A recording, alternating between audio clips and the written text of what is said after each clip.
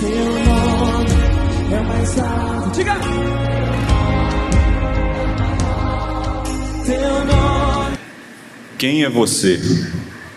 É o tema da mensagem, à luz do livro de Gênesis, capítulo 27, verso 1 ao verso 29, que diz assim: Quando Isaque envelheceu e os seus olhos se enfraqueceram, a ponto de não mais poder ver, chamou Esaú, seu filho mais velho, e lhe disse: Meu filho. Esaú respondeu: Aqui estou. O pai lhe disse: Estou velho, não sei o dia da minha morte. Pegue agora as suas armas, a sua aljava e o seu arco. Vá ao campo e apanhe para mim alguma caça. Faça uma comida saborosa, como eu aprecio, e traga aqui para mim, para que eu coma e abençoe você antes que eu morra. Rebeca esteve escutando tudo enquanto Isaque falava com Esaú, seu filho. E Esaú foi ao campo para apanhar a caça e trazê-la. Então Rebeca disse a Jacó, seu filho: Ouvi seu pai falar com Esaú, seu irmão, e ele disse: Traga uma caça e faça uma comida saborosa para mim, para que eu coma e o abençoe na presença do Senhor, antes que eu morra. Agora, meu filho, escute as minhas palavras e faça o que eu lhe ordeno. Vá ao rebanho e traga-me 2 bons cabritos. Deles farei uma saborosa comida para o seu pai, como ele aprecia. Você a levará ao seu pai, para que coma e o abençoe antes que ele morra. Mas Jacó disse a Rebeca, sua mãe: Esaú, meu irmão, é um homem peludo, e eu sou um homem de pele lisa. Se o meu pai me apalpar, passarei a ser visto por ele como zombador e trarei sobre mim a maldição, e não bênção. A mãe respondeu: Caia sobre mim essa maldição, meu filho. Faça somente o que eu digo. Vá e traga os cabritos para mim.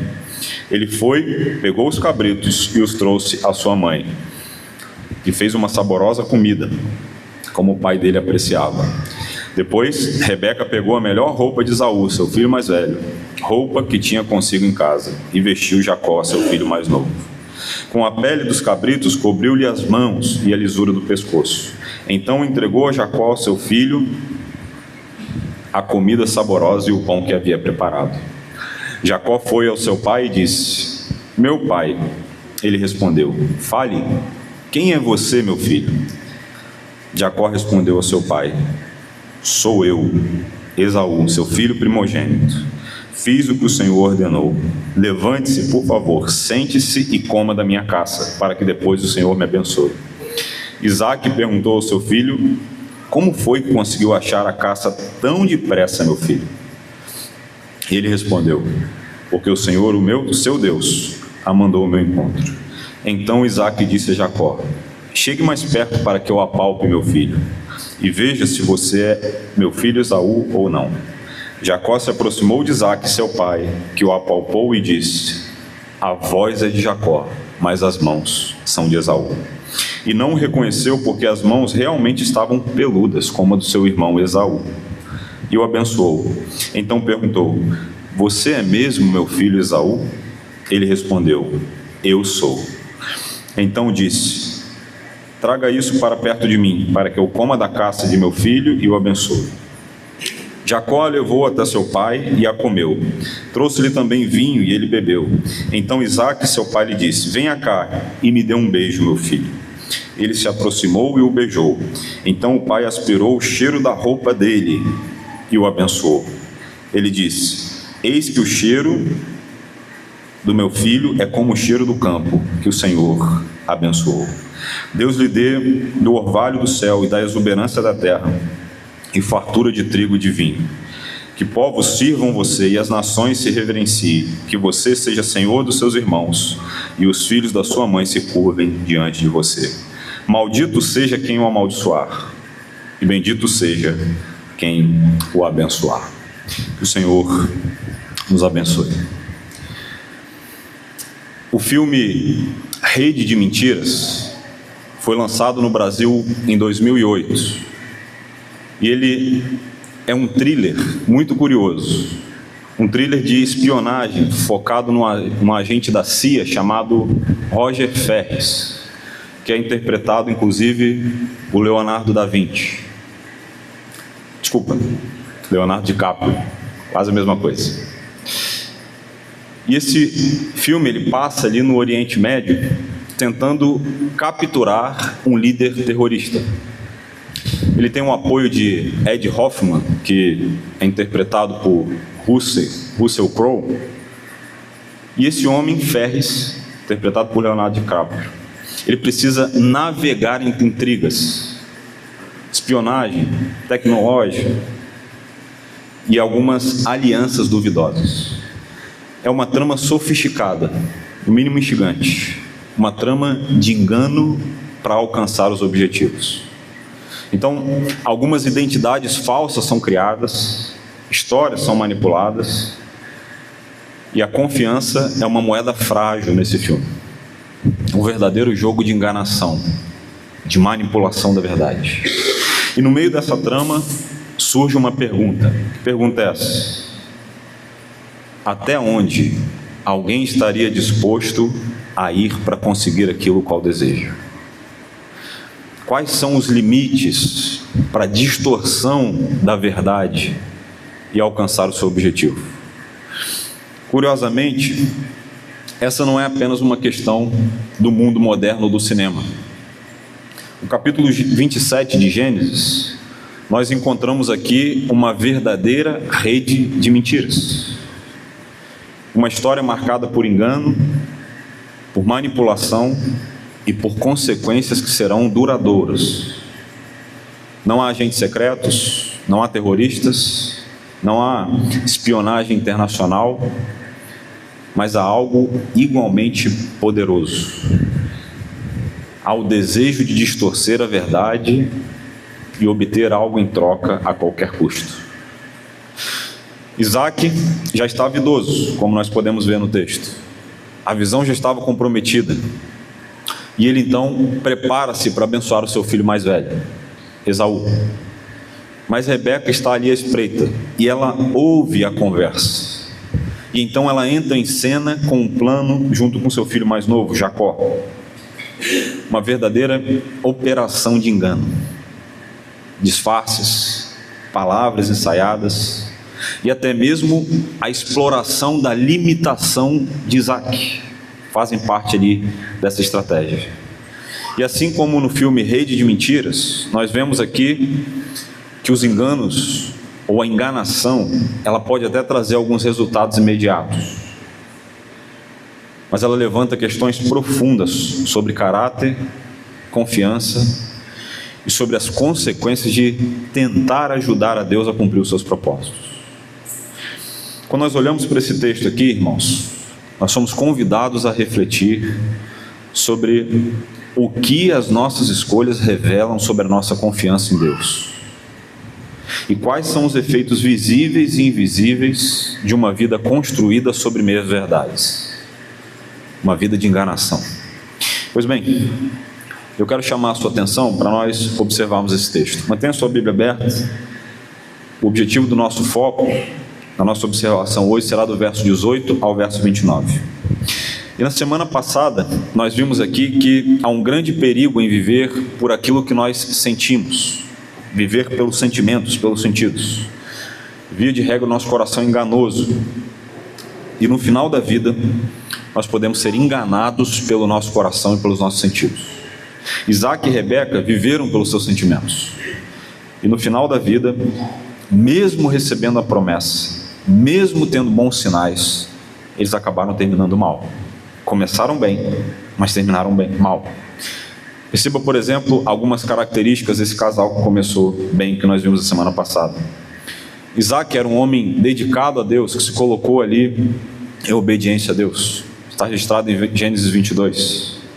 Isaac confiou em Deus para ter a sua esposa, para receber a sua mulher. Está registrado em Gênesis 24. Ele amou a mulher a qual Deus enviou. Gênesis 24, 67. Tanto Isaac como Rebeca sabiam que era orar para buscar a vontade de Deus.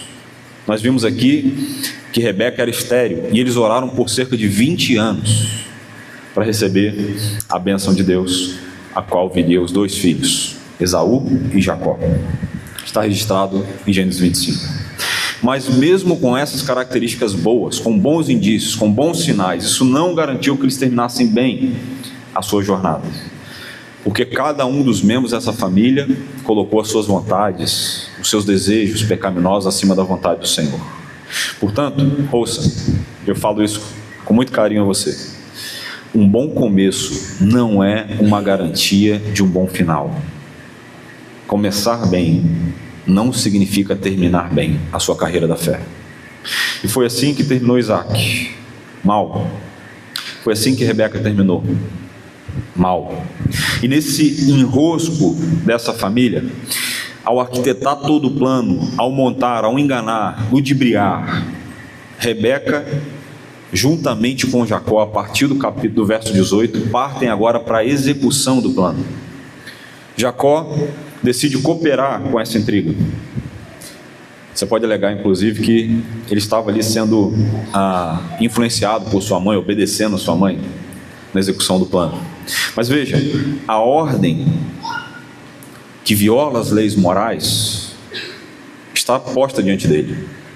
E Jacó, como homem crente, não poderia ter fechado os olhos para isso e achar que isso iria terminar bem. Ele poderia ter sugerido à sua mãe que repensasse, que considerasse, que encarasse a situação de forma honesta e sincera, que conversasse em família. E o que uma boa e honesta conversa não pode resolver numa família. Mas o que ele faz? Ele prefere fechar os olhos e seguir o plano. E uma vez que ele decide seguir o plano, agora ele se torna cúmplice desse plano. E mais à frente, ele será o responsável ou o personagem principal de toda essa trama, de figurante a ator principal. E o emaranhado na vida de Jacó, nesse episódio, ele é tão grande que, para sustentar uma primeira mentira contada, agora ele tem que tomar uma série de ações para tentar manter de pé aquela história que ele criou. Matthew Henry diz assim: aqueles que se permitem uma mentira dificilmente saberão onde parar. Apenas uma mentira abre portas para muitas outras. De modo que um erro sequencial, um erro inicial, ele pode ali aprisionar a pessoa numa sequência de novos pecados que dificilmente serão controlados. Muito cuidado, porque o seu coração já pode estar tomado por uma paixão desenfreada para apenas tentar se sair bem das situações. E Jacó é um bom exemplo disso. Eu quero chamar a sua atenção para a sequência das atitudes de Jacó diante do seu pai. Vejamos aqui que atitudes são essas. A primeira atitude: ele mentiu sobre o seu nome. Acompanhe na sua Bíblia o verso número 18, o que diz: Jacó foi ao seu pai e disse: meu pai. Ele respondeu: fale, quem é você, meu filho? Vejam, Jacó entra no quarto e lá está o seu pai, provavelmente acamado. Entanto, o texto diz que ele vai se levantar para comer, sem enxergar direito, com a visão limitada. E assim que ele entra, provavelmente alguém que vai contar uma mentira fica assim, trêmulo, nervoso, como vai correr a situação, sem saber como agir para sustentar aquela história, aquele emaranhado. Então há uma grande tensão naquele quarto que pairava. E o texto diz que ele logo vai falando. Ele entra, ele não dá espaço. Meu pai. E para aumentar a tensão, para aumentar a preocupação na narrativa, Isaac não ouve a continuidade. Imediatamente ele já faz uma pergunta. Percebam o que ele diz. Uma pergunta que vai nortear toda a vida de Jacó daqui em diante. Quem é você? Quem é você? Provavelmente Isaac estava desconfiado aqui. E ele ficou surpreso com a velocidade do retorno de Esaú. Ele não parece aqui ter desconfiado da voz de Jacó no primeiro momento. Depois ele acaba fazendo isso, desconfiando da voz. Mas nesse primeiro momento, a impressão que nós temos aqui é que ele está desconfiado da velocidade em que o seu filho Esaú volta com a caça. E é com esse pano de fundo montado aqui que abre o cenário geral para o andamento do plano de Jacó. O plano estava em andamento, estava em curso. E agora ele tinha o cenário ideal para ele continuar mentindo. Veja o que diz o verso 19 na sequência sobre a resposta de Jacó. Jacó respondeu ao seu pai: sou Esaú, seu filho primogênito. Fiz o que o Senhor ordenou. Levante-se, por favor, sente-se, coma da minha caça, para que depois o Senhor me abençoe. Vejam, Isaac havia ficado preocupado, mas ele não demonstra isso claramente. Ele não tinha tido ali uma conversa com qualquer outra pessoa a não ser Esaú sobre a bênção e sobre a comida. Então é natural que ele comece a acreditar no relato de Jacó, mas porque a sua esposa Rebeca havia escutado a conversa furtivamente, escondida, atrás da porta. O artista Jacó agora entra em cena e ele protagoniza aqui a sua primeira mentira. Quem é você? Eu sou Esaú, o seu filho primogênito. E essa pergunta, irmãos, revela um pouco mais sobre Jacó. Uma pergunta que não termina naquele quarto. Uma pergunta que, ao fechar da porta, ao encerrar a porta, não para. Ela continuará norteando toda a vida de Jacó, que só será respondida plenamente quando ele parar de se esconder atrás de outro nome. Jacó não está apenas aqui enganando, mentindo, furtando o seu irmão, mas ele está se escondendo atrás de outra identidade. Isso é extremamente sério. Quando Jacó responde aqui, sou Esaú, ele não está apenas naquele momento mentindo, mas ele está assumindo uma identidade que não é dele. E ele faz isso com certa habilidade, mas isso não vai ficar assim. Deus tratará Jacó, e tratará com a mesma pergunta que é feita pelo seu pai. Por mais que Jacó tente fugir dos seus fantasmas pecaminosos, eles estarão no seu calcanhar, até que ele se encontre verdadeiramente com Cristo.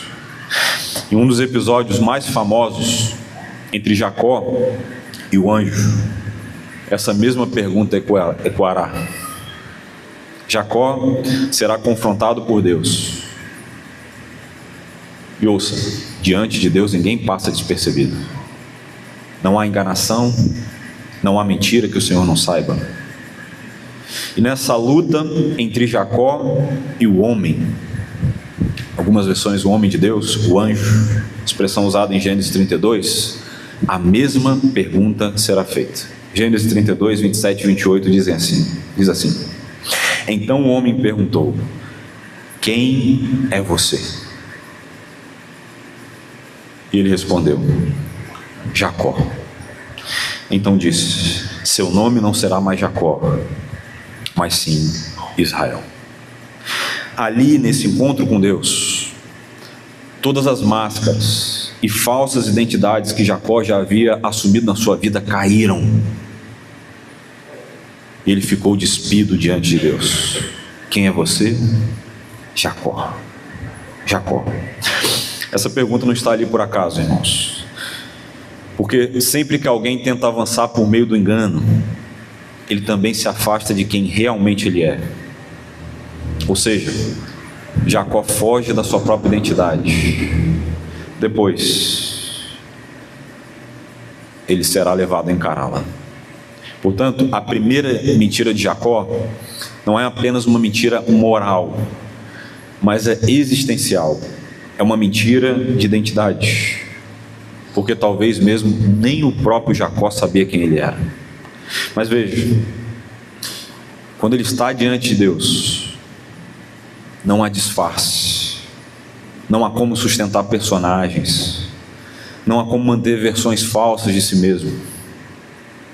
Se agora ele está falando que ele é Esaú, diante do Senhor, ele finalmente dirá: eu sou Jacó, eu sou Jacó. Dietrich Bonhoeffer diz assim: a verdade não é apenas algo que se diz, mas é algo que se vive. Nós lemos ainda há pouco: conhecereis a verdade e a verdade vos libertará. A verdade é vida, é vida. E aqui uma aplicação para nós avançarmos. A sua verdadeira identidade só pode ser revelada no Senhor. Vou repetir. A sua verdadeira identidade só pode ser revelada no Senhor. Esse episódio aqui da vida de Jacó mostra que quando o ser humano ele tenta se definir fora de Deus, longe de Deus, ele não encontra alegria. Porque o homem por si só, ele recorre facilmente às máscaras. Máscaras após máscaras. E é por isso que Jacó diz: eu sou Esaú. Portanto, fora de Deus, fora da verdade, a sua identidade se torna algo que pode ser fabricado, que pode ser ajustado e que pode ser escondido. Mas a sua verdadeira identidade, ouça, não pode ser construída por desempenho, por estratégias, por comparação. Ela só pode ser construída no Senhor, porque ela é revelada no seu encontro com Deus. Pergunto: quem é você de verdade? Não a sua versão ajustada, não a sua versão aceitável, não a versão que você monta dia após dia. Quem é você? Quem é você quando ninguém está vendo? Quem é você quando as máscaras caem? Quem é você? Ouça, não fuja do Senhor. Não fuja do Senhor. Porque é somente diante dele que Jacó deixa de sustentar todos esses personagens e finalmente bate no peito e diz: eu sou Jacó, eu sou Jacó. E é nesse ponto de verdade, não de aparência, que ocorre a verdadeira transformação. Ele não apenas recebe aqui um novo nome, mas ele passou a existir de forma reconciliada em quem ele realmente era. Portanto, pare de fugir do Senhor. A mudança na vida de Jacó não começou quando ele lutou com um homem, com um anjo. Não começou quando ele fugiu. Não começou quando ele encontrou novamente o seu irmão Esaú, um pouco mais à frente. Mas começou quando ele parou de fingir quem ele era. E é nesse momento que tudo muda. Aquilo que começou com uma mentira sobre a identidade só encontrou solução quando ele parou de fugir de si mesmo. Por isso, viver fora da revelação de Deus é viver tentando sustentar identidades que sempre exigirão esforço constante. Porque viver fora da relação de Deus não revela a sua verdadeira identidade. E eu quero ilustrar isso para você. Um bom exemplo disso é o próprio apóstolo Paulo. Um homem avesso ao evangelho, Saulo de Tarso, matou inocentes, deu ordens ao apedrejamento de Estevão, e ele achou que estava fazendo tudo isso servindo ao seu Deus. Um homem dado aos estudos, inteligente, capaz, de mente arguta, um homem que era conhecido por sua identidade pública, de zelo religioso extremo. Tinha ali a sua identidade distorcida até o seu encontro com Deus. Saulo estava perseguindo os cristãos até ali a cidade de Damasco. E ele está no caminho da cidade, quando de repente ele é impedido de continuar por Jesus. Alguns homens estão ali ao redor dele e de repente uma luz aparece, um clarão. Ele fica cego e então todos ouvem a voz: Saulo, Saulo, por que me persegues? Ele tem um encontro verdadeiro com Cristo. E então o Senhor ordena ao seu discípulo Ananias a ir até Saulo. Ele dá um endereço e ele fala: Ananias, vá até Saulo. E há um detalhe, há uma informação no texto de Atos que faz toda a diferença. Atos capítulo 9 diz assim: então o Senhor lhe disse: levante-se, vá até a rua que se chama Direita, e na casa de Judas procure um homem de Tarso chamado Saulo. Ele está orando. Saulo era um rigoroso fariseu, um homem que observava a lei, e certamente ele tinha ali na sua agenda uma prática de oração. Mas essa é a primeira vez que ele se dirige a Deus tendo Cristo como seu Senhor. Ele está orando 3 dias, cego, impactado pela visão do Cristo ressurreto, porque pela primeira vez a sua identidade havia sido revelada. Ele não era o Saulo que havia sido ensinado aos pés de Gamaliel, o Saulo fariseu, mestre da lei, aquele homem de mente arguta, capaz de argumentar com qualquer um,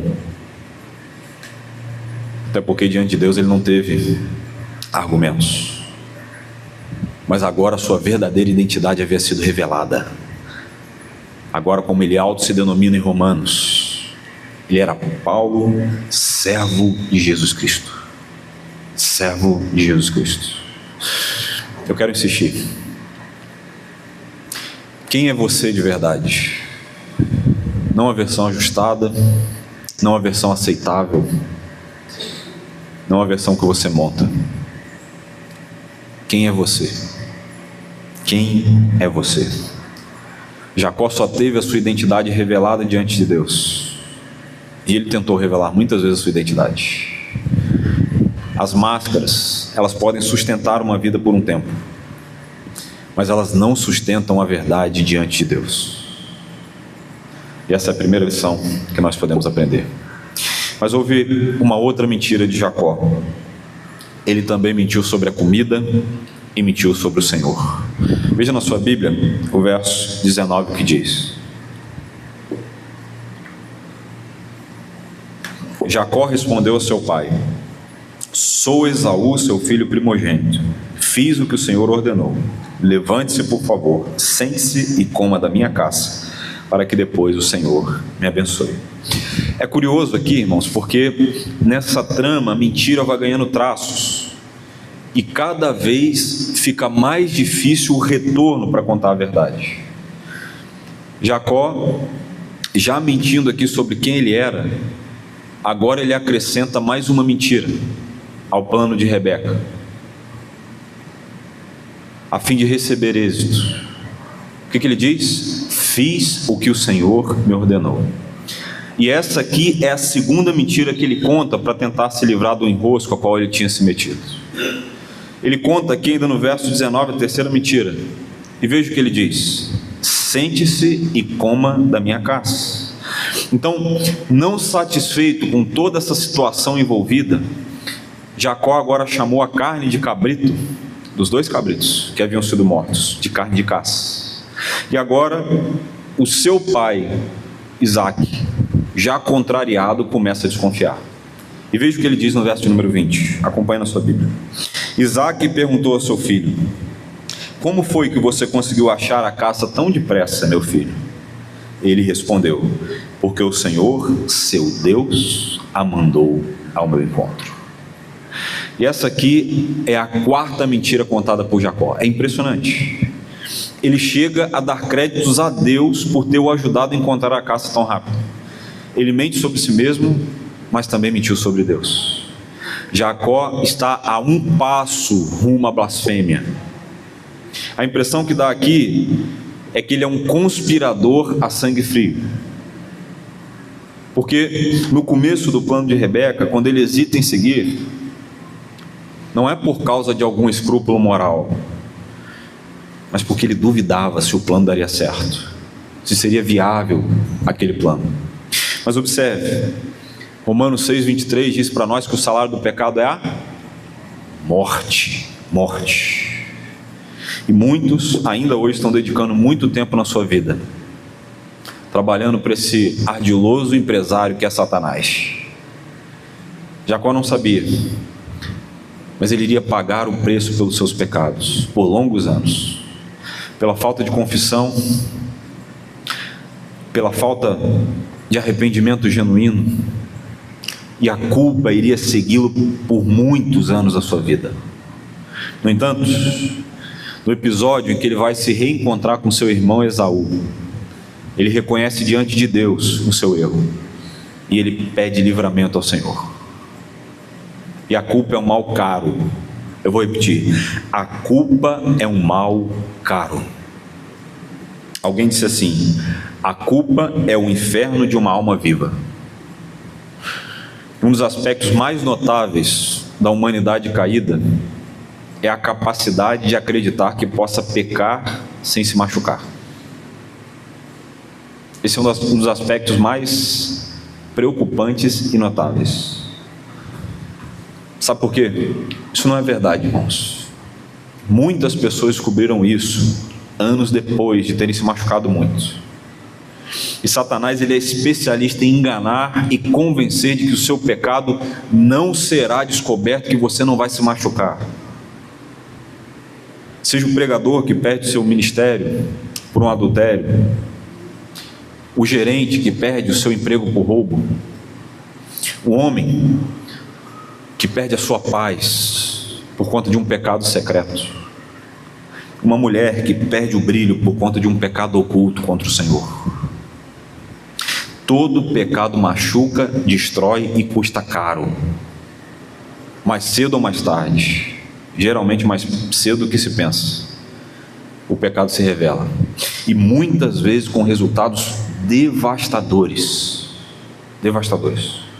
E o pecado não confessado e a falta de arrependimento adoecem o coração e ressecam a alma. Houve um homem chamado John Donne que ele diz assim: vejam só o que o pecado é. O pecado é uma serpente, uma comparação boa. E aqueles que o encobrem mantêm aquecido esse réptil venenoso para que possa picar com mais violência e espalhar o seu veneno e a malignidade de modo eficaz. Ocultar o pecado é a pior coisa que você pode fazer.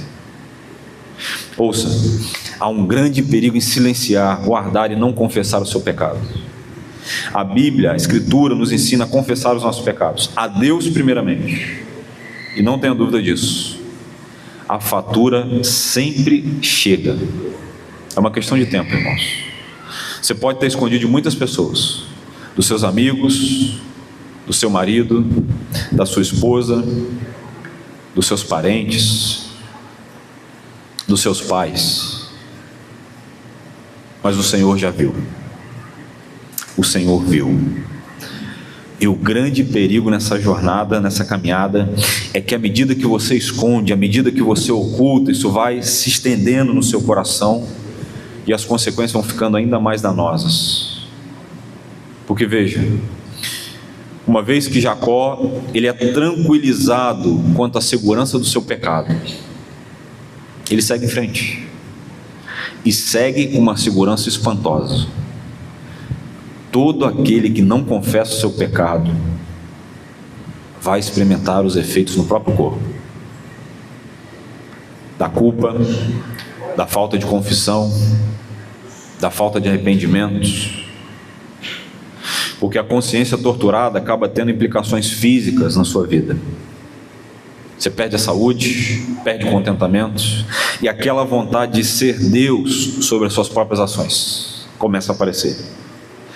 Eugene Peterson diz assim: a sutileza do pecado é que não parece pecado quando estamos praticando. Parece coisa divina, parece religioso, parece preenchedor e satisfatório. É o replay do episódio do Éden, quando o tentador disse: certamente não morrerão, e como Deus serão conhecedores do bem e do mal.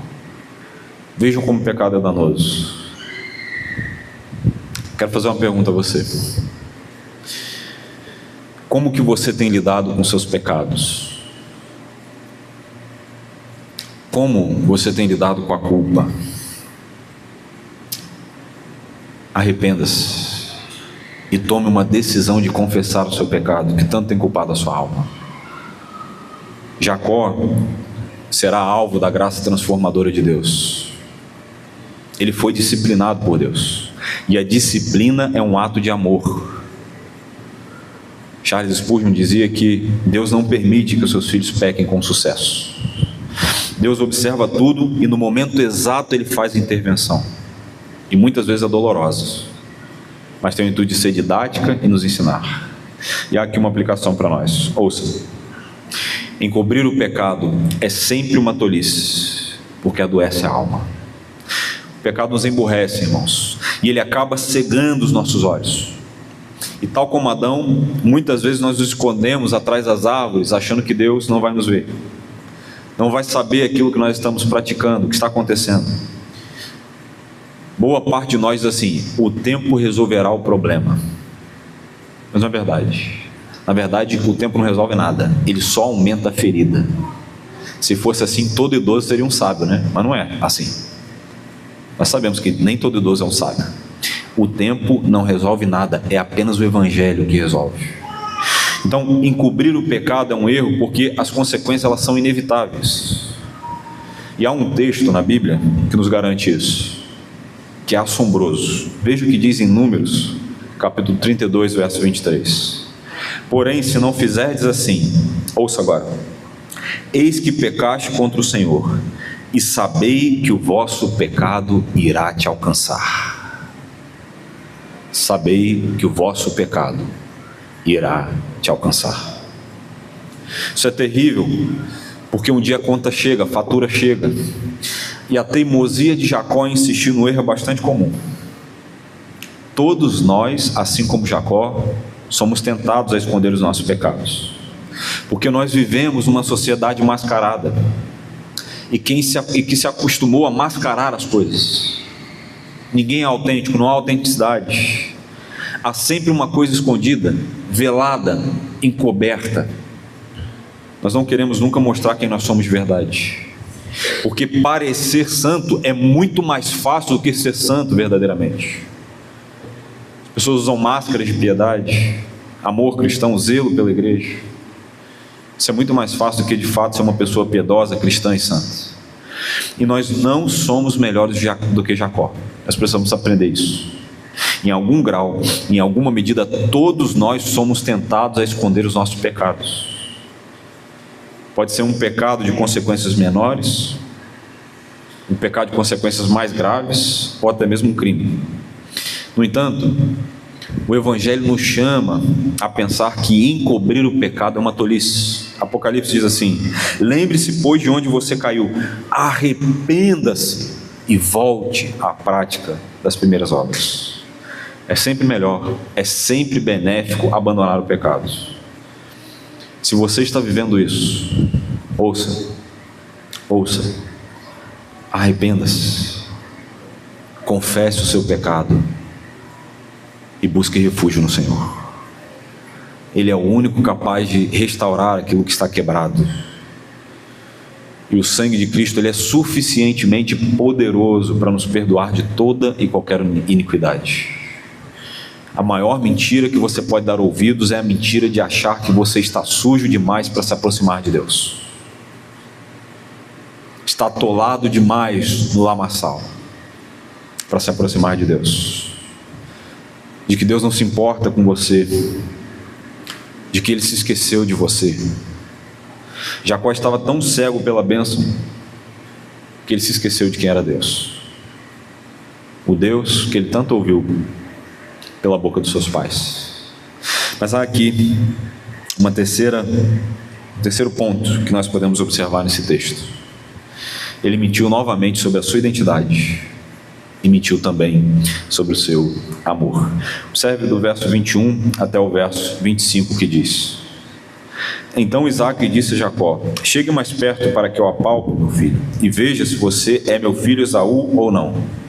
Jacó se aproximou de Isaque, seu pai, que o apalpou e disse: a voz é de Jacó, mas as mãos são de Esaú. E não o reconheceu, porque as mãos realmente estavam peludas como a do seu irmão Esaú. E o abençoou. Então perguntou: você é mesmo meu filho Esaú? Ele respondeu: eu sou. Então disse: traga isso para perto de mim, para que eu coma da caça de meu filho e abençoe. Jacó levou até ele e o pai comeu. Trouxe-lhe também vinho e ele bebeu. Vejam, Isaque, não querendo confiar ali nos seus ouvidos, ele agora sente as mãos de Jacó. Semana passada nós vimos que ele foi enganado por todos os seus sentidos. E agora ele é enganado por seus sentidos a ponto de confundir o pelo de animal com a pele de um homem. E Jacó reforça no verso 24, mais uma vez a mentira: eu sou. E essa aqui é a quinta mentira que Jacó conta para o seu pai, num período curto. E para piorar, nós somos informados que aumenta ainda mais a rede de mentira com o simbolismo que o próprio Jesus havia de sofrer posteriormente: um beijo traidor. Vejam o que diz o verso 26. Então Isaque, seu pai, lhe disse: venha cá e me dê um beijo, meu filho. Ele se aproximou e o beijou. Então o pai aspirou o cheiro da roupa e lhe abençoou. Ele disse: eis que o cheiro do meu filho é como o cheiro do campo que o Senhor abençoou. Você, assim como eu, pode pensar o seguinte: como Jacó podia dizer que ele amava o seu pai enquanto ele o enganava? Como ele podia dizer isso? Isso acontece, irmãos, porque a mentira, ela corrói por dentro os nossos sentimentos e busca resolver os nossos problemas de forma imediata. Isaque seria enganado mais uma vez por confiar nos seus sentidos, nos seus sentimentos. O olfato, dessa vez o olfato. Ele sente o cheiro das roupas e agora ele atesta: é Esaú que está aqui. E aqui uma aplicação para nós. Ouça: a mentira tem consequências amargas. Portanto, ame a verdade e aprenda a viver por meio dela. A nossa capacidade de falar e escrever palavras é uma dádiva preciosa dada por Deus. E esse texto aqui nos ensina mais uma vez como as palavras são importantes. Porque, via de regra, a mentira, ela tem função de livrar, mesmo que temporariamente, você daquilo que você merecia receber. Observe, por exemplo, essa mentira de Jacó. Quando Rebeca, ela tem ali o intuito de mentir para Isaque, de enganar Isaque, Rebeca chama Jacó e eles arquitetam um plano. O plano está ali. Mas não bastava apenas uma mentira. Jacó, com sua mente ardilosa, ele pensa na possibilidade do seu pai, que não enxergava mais. Mas ele pensa o seguinte: e se meu pai quiser me tocar? E o que ele faz? Ele decide falsear, dobrar a aposta e aumentar ali o emaranhado de mentiras ao qual ele estava envolvido. E ele diz: Esaú é peludo e eu sou um homem de pele lisa. E a mãe dele, Rebeca, juntamente com ele, agora pensa numa estratégia. Ela mata 2 cabritos, para ser mais exato, e ela pede que traga a pele dos cabritos. E então ela cobre Jacó com o pelo dos animais. E nesse plano, arquitetado aqui por 2 mentes mentirosas, enganadoras, Jacó está envolvido e ele mente compulsivamente. Basta você observar a sequência. Ele mente sobre o seu nome, mente sobre a comida, mente sobre o Senhor, mente sobre a sua identidade, mente sobre o pelo nos seus braços, e mente que ele amava o pai com o seu beijo. O mesmo beijo fingido de Judas Iscariotes mais tarde é o beijo de Jacó. Um beijo com fingimento. Uma espécie de espiral de mentira para baixo. E observe, bastou a primeira mentira para o coração de Jacó ser tomado por uma compulsão mentirosa. E em poucos minutos, ele se viu ali no emaranhado de mentiras e trapaças dentro da sua própria casa, da sua própria família. O maior perigo, meu irmão e minha irmã, é que o mentiroso, ele não consegue fazer o uso da mentira apenas uma vez para se livrar das consequências. Mas antes ele vira um profissional sobre o tema. E é apenas uma questão de tempo até que ele seja um mentiroso compulsivo. No nosso estado, Rio de Janeiro, isso é muito comum. Quando eu saio para pregar e visito alguns amigos por outros estados afora, não são poucas as vezes que as pessoas se referem ao Rio de Janeiro como o estado da malandragem, o estado das mentiras orquestradas, do jeitinho para se livrar de algumas situações incômodas com o pecado da mentira. Ouça, muito cuidado, porque a iniquidade pode ter tomado o seu coração e você não perceber um enrosco ao qual você está entrando. Jacó ganhou o título de enganador por ter sido boa parte da sua vida um mentiroso compulsivo. E não há grau de relevância para mentira. Toda mentira tem o mesmo nome: mentira.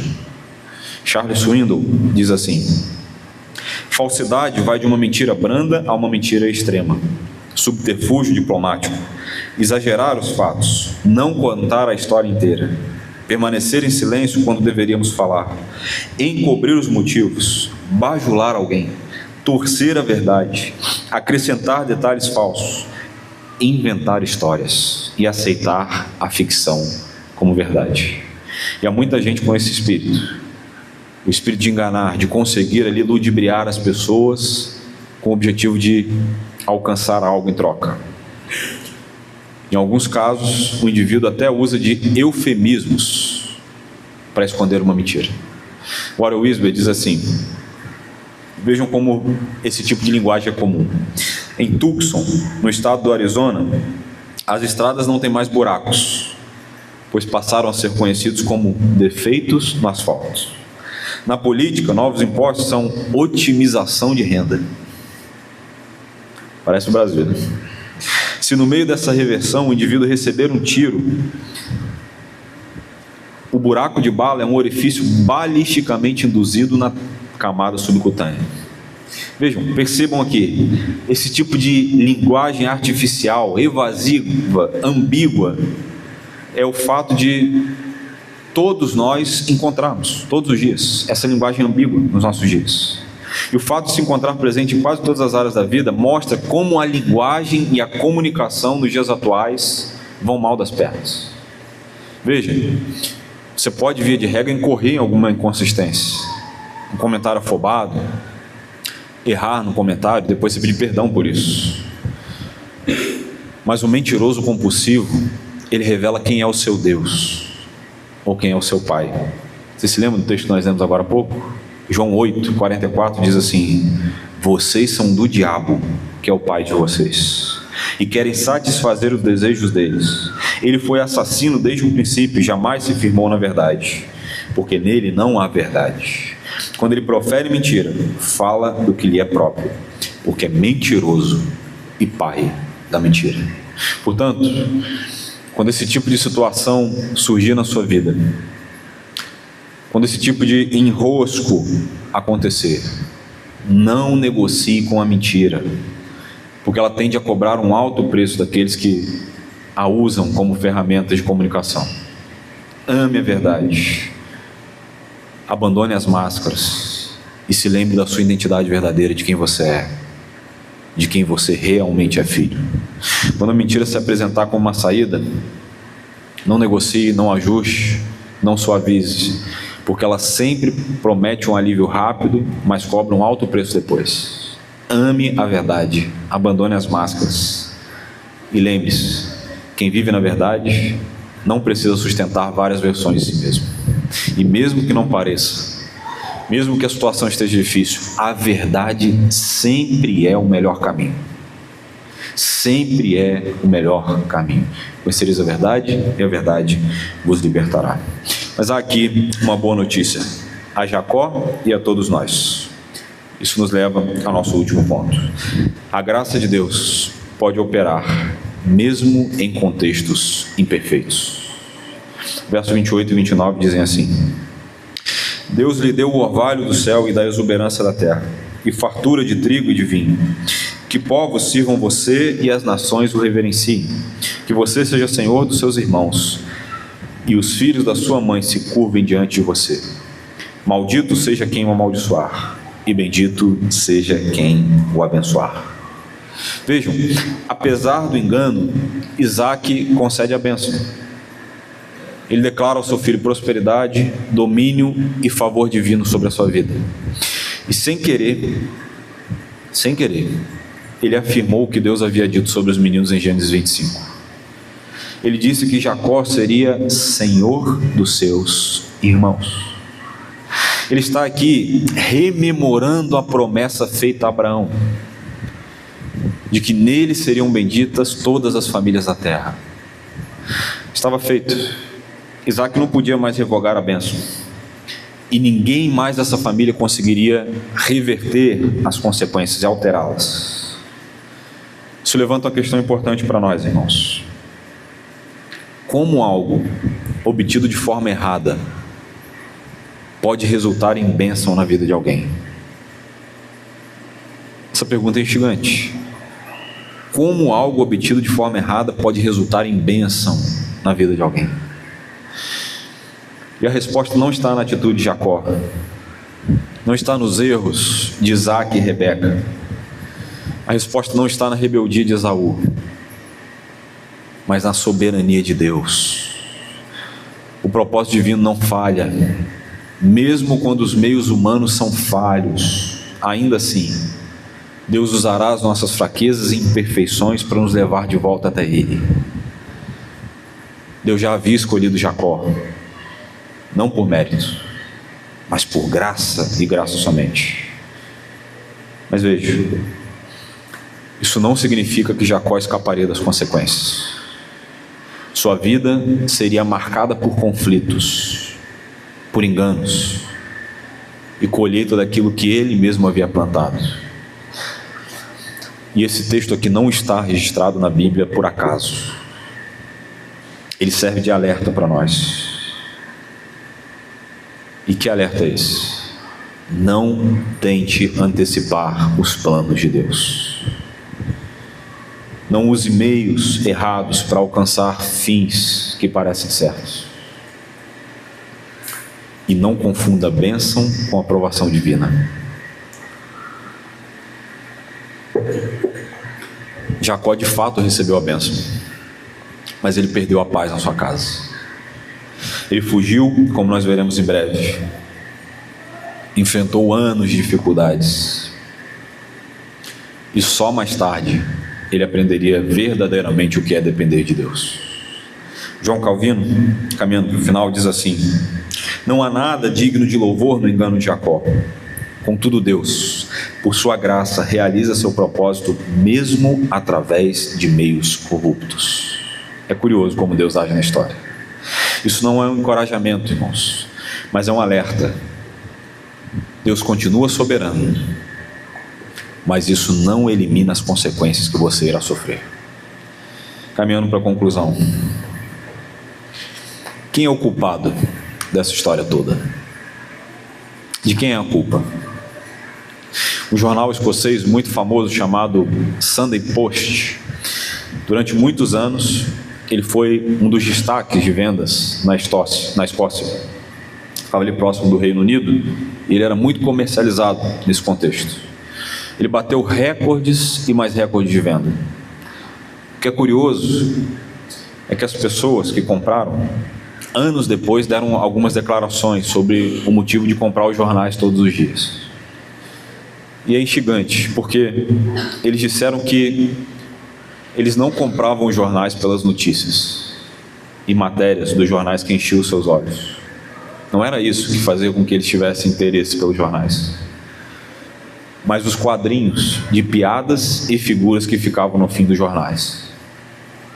Em uma dessas sessões, o título era o seguinte: quem é o culpado? E cada semana apresentava ali um diagrama nesse jornal, que era um diagrama de algum acidente de trânsito, mostrando alguns carros rotulados ali como A, B e C, com uma breve descrição embaixo do que havia acontecido entre eles. E os leitores desse jornal, eles gastavam tempo querendo saber ali quem é o culpado, de quem foi a culpa do acidente. Uma característica muito comum do coração humano: sempre que alguma coisa dá errado, sempre que algo não sai de acordo com o que nós planejamos, nós queremos eleger o culpado pelos problemas. Nós sempre ficamos ansiosos em descobrir quem é o culpado. Na vida real, irmãos, no entanto, a resposta nem sempre é satisfatória e é sempre muito complexa. a culpa raramente pode ser atribuída a A, B ou C. Sabe qual é a resposta mais adequada a essa pergunta? Todos eles são culpados. Não foi o que Deus deixou claro no seu julgamento sobre a humanidade? Porque todos pecaram e afastados estão da glória de Deus. No entanto, há mais do que isso. Apesar do pecado, dos frutos amargos que ele carrega, os propósitos de Deus para abençoar o seu povo, eles estarão eternamente assegurados. E eis aqui a boa notícia. E é nesse momento que nós conheceremos a transformadora graça de Deus. A graça que opera na obra e na vida dos patriarcas, como foi com Jacó, é a mesma graça transformadora que não vai nos decepcionar. Porque apesar do pecado deles, Deus cumprirá os seus propósitos redentores. Ele trará ao mundo o Redentor prometido, que virá não de uma linhagem de pessoas perfeitas, sem problemas, de famílias sem serem quebradas, mas de uma longa linhagem de pecadores. E o que essa família nos ensina, irmãos? Ela nos ensina claramente de que o povo de Deus necessitava de um Redentor. Um Redentor que, assim como Jacó, também usaria roupas que não eram suas, e não seriam vestes roubadas do seu irmão Esaú, mas um manto de púrpura emprestado de um dos soldados romanos, e depois uma outra roupa emprestada por José de Arimateia, que também cedeu o seu sepulcro. E diferente de Jacó, esse Redentor não faria isso para roubar a bênção de alguém, mas para tomar sobre si a maldição que é minha e sua. Ele teria usado as mesmas palavras de Rebeca quando precipitadamente ela disse essa frase: caia sobre mim essa maldição. Ele tomou a maldição daquela família sobre si, e também a nossa, para que nós pudéssemos herdar a bênção da vida eterna. A maldição que Jacó merecia por causa da sua astúcia, a maldição que todos nós merecemos por conta dos nossos pecados de cada dia, foi colocada sobre os ombros desse Redentor, Jesus Cristo, para que a bênção que era dele por direito fosse dada a nós, seu povo, mesmo que nós não mereçamos. E ele usou o manto da morte que era merecido por mim e por você, e fez com que eu e você pudéssemos legalmente vestir os trajes do nosso irmão mais velho, os trajes imaculados da justiça de Cristo Jesus. Foi isso, irmãos, que o meu e o seu pecado fez com o nosso Salvador. Mas ele escolheu servir ao invés de ser servido, escolheu dar a sua vida ao invés de roubar a bênção, escolheu vestir a roupa que não era sua, porque ele não precisaria dela após a ressurreição. Portanto, a graça transformadora de Deus está aqui em evidência. Na cruz, a graça suficiente para cobrir todos os seus pecados, não importa quem seja você. E louvado seja Deus por isso, porque em Cristo nós somos libertos da condenação e recebemos a bênção da paz com Deus. 4 afirmações finais para você ir pensando para sua casa. Primeiro, cuidado com os atalhos espirituais. Deus não precisa da nossa manipulação para cumprir a sua vontade, e as consequências podem ser irreparáveis. Segundo, examine as suas motivações. Examine as suas motivações. Você está confiando em Deus ou está tentando controlar o resultado das coisas na sua vida? Portanto, examine as suas motivações. Terceiro, valorize a verdade e a integridade. Caráter importa mais do que a conquista. E há muitas pessoas achando que é melhor a conquista do que o caráter. O caráter é sempre mais importante. Permanecer firme é sempre mais importante do que o que você pode receber. E por último, confie na soberania de Deus. Mesmo quando nós falhamos, Deus continua trabalhando soberanamente. Portanto, descanse e confie na soberania de Deus. O Senhor nos abençoe e que nós possamos crer nessa verdade na nossa vida. Vamos orar e, na sequência, louvar e bendizer o nome do nosso Deus. Teu nome é mais alto. Diga! Teu nome é sobre todos os tronos e domínios, governos e poderes. Teu nome